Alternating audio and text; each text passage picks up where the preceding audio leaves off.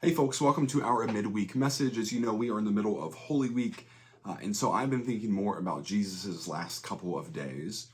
Now, we often want to skip ahead to the good news of the resurrection. Of course, that will come on this Sunday, and we'll all be able to celebrate together on Easter Sunday. But this morning, I was thinking about Jesus' upcoming suffering on the cross. I've been thinking about the betrayal, Jesus getting arrested, Jesus being unfairly tried and prosecuted, Jesus being condemned to death and then being beaten, mocked, flogged, and of course crucified.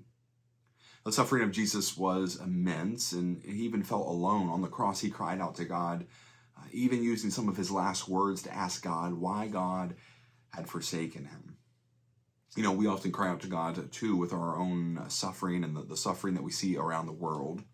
We see violence and war, and we cry out to God. We see children going hungry and children dying of cancer, and we cry out to God. Our loved ones die, and we cry out to God. We suffer and we hurt, and we cry out to God. We feel alone and forsaken, and like Jesus, we cry out to God.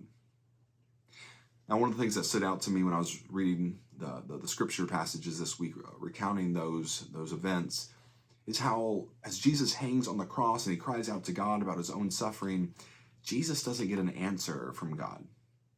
In the same way, we can cry out to God and ask God why suffering exists, and the reality is we won't get an answer. The question why suffering exists is a question that every generation has asked. And as much as we try to come up with an answer to it, the reality is we will be left wondering where God is in all the suffering. Now, even though we don't have an answer, I do think Jesus' suffering reminds us of something important. When we look to the cross and see Jesus, the incarnate God, hanging, gasping for breath, bleeding, hurting, dying, it reminds us that our God suffered too. Even if we can't understand why suffering is happening, Jesus' suffering gives us the assurance that God knows our suffering and that God is with us when we suffer. When we cry out, my God, where are you?" during the most difficult moments of our lives, the cross gives us the confidence that God is with us through it all.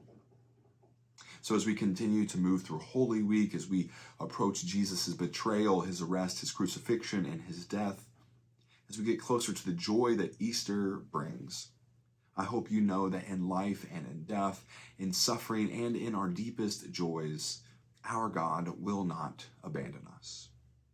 So thank you all for tuning in to this midweek message. I hope you will consider joining us for our Monday, Thursday service, and then of course our Easter Sunday service.